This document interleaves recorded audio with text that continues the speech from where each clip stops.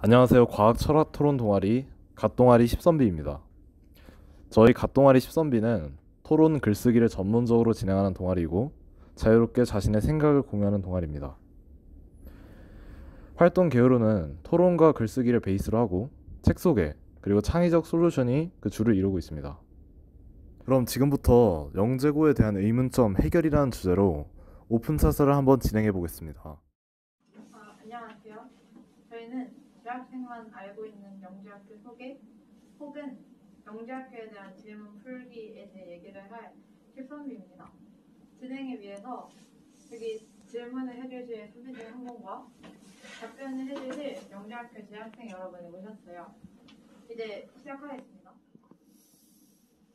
네, 질문 대표자를 맡게 된 옥진성입니다. 우선 첫 번째로 영재학교 재학생들한테 드릴 질문은 영재학교는 저희 생각에는 단순히 서울대나 카이스트 같은 대학에 들어가기 위해 가는 것이라고 저희는 보고 있거든요.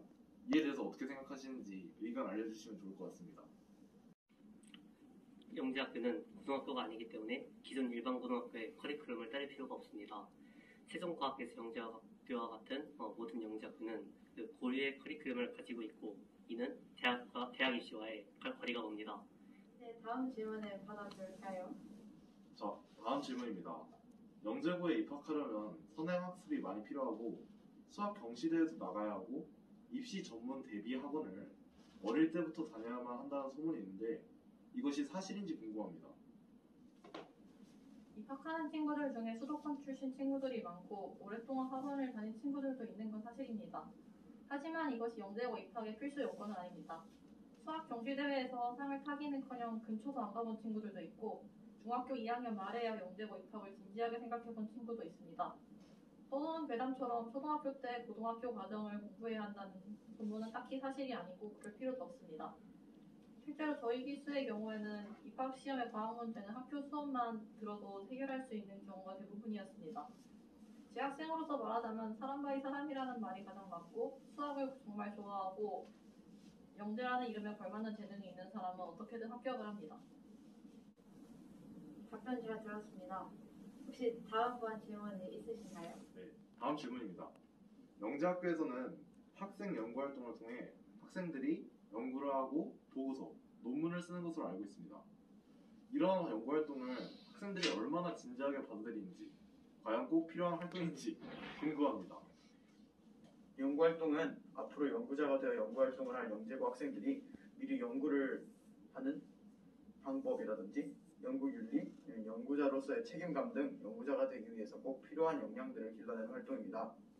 따라서 연구활동은 영재고 학생들에게 꼭 필요한 활동이라고 생각이 되고 연구활동을 받아들이는 데 있어서 학생들마다 조금씩의 차이는 있겠지만 대부분의 학생들이 연구활동에 열심히 참여해서 창의재단 R&E, 하나사이언스 챌린지, 삼성 휴먼테크 논문대상, KSF 등의 연구대회에 열정적으로 참여하고 있고 이 중 일부 연구는 실제로 사회에도 어느 정도 기여하고 있는 것으로 알고 있습니다.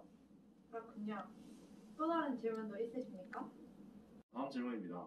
영재고 학생은 일반 학생에 비해서 많은 지원을 받고 높은 수준의 교육을 받는 것으로 알고 있습니다. 영재고 학생들에게는 대체 어떤 자격이 있기에 다른 학생들보다 국가로부터 더 많은 지원을 받는 것이고 그럼 이는 특혜가 아닌가요? 영재고의 존재 의의와 그 이유에 대해서 지적하는 좋은 질문이라고 생각을 하는데요. 우선 제가 생각하는 그 이유는 영재고 학생들에 대한 국가적인 차원의 지원 같은 경우는 영재고라는 그 이름 그대로 아직 개화하지 않은 꽃을 피워가지고 국가의 과학 발전에 도움이 되는 인재 양성을 위함에 있다고 생각합니다. 영재고에서 높은 수준의 교육을 받은 학생들은 커서 연구가 혹은 과학자가 되어가지고 우리나라의 과학 발전에 기여를 하게 되는데요. 따라서 영재고에 대한 이런 지원은 국가 차원에서 과학 발전을 위해 하는 최소한의 노력과 투자라고 생각합니다. 저희 같은 경우는 영재고에 입학하자마자 우리는 모두 국가의 공공재다라고 교육을 받게 되는데요. 실제로 영재고 학생들이 의대 혹은 약대 같은 곳에 지원을 하는 것은 국가의 과학 발전에 직접적으로 관여를 주지 않는 생각하기 때문에 실제로 우리 영재 학생들의 의대 혹은 약대에 대한 지원은 엄격하게 제한받고 있습니다. 따라서 영재고 학생들에 대한 이런 지원은 학생 개인에 대한 차별 대우가 아닌 국가에서 과학 발전을 위해 하는 투자라고 생각합니다. 또한 영재고에 와서 이런 교육을 받은 기회는 우리 모두에게 공평하게 주어지는데요. 물론 사교육에 의한 차별까지 모두 고려를 한다면야 완전히 공평하다고 하기 힘들겠지만 그래도 그 기회 자체는 모두에게 동등하게 주어집니다. 저희는 그저 저희가 태생이 달라서 좋은 집안에서 태어나서 혹은 부모님께서 높은 집안의 사람이어서 이런 이유로 영재에 들어왔던 것이 아닌 그저 저에게 들어온 기회를 남들은 상상을 하기 힘든 몇 배나 되는 노력을 들어가지고 그 기회를 그저 잡은 것뿐입니다. 따라서 저희가 받는 이 기회는 저희가 한 노력에 대한 정당한 대가이고 보상이라고 생각합니다. 마치 저희가 어떤 대회에 나와서 수상을 하면은 난 시절에 따른 것처럼 저희가 한 노력에 그저 보상받는 것뿐이죠. 제가 한 답변이 궁금증 해소하시는데 도움이 됐으면 좋겠습니다. 감사합니다. 답변 잘 들었습니다. 혹시 다음번 질문이 있으신가요? 네, 마지막 질문입니다.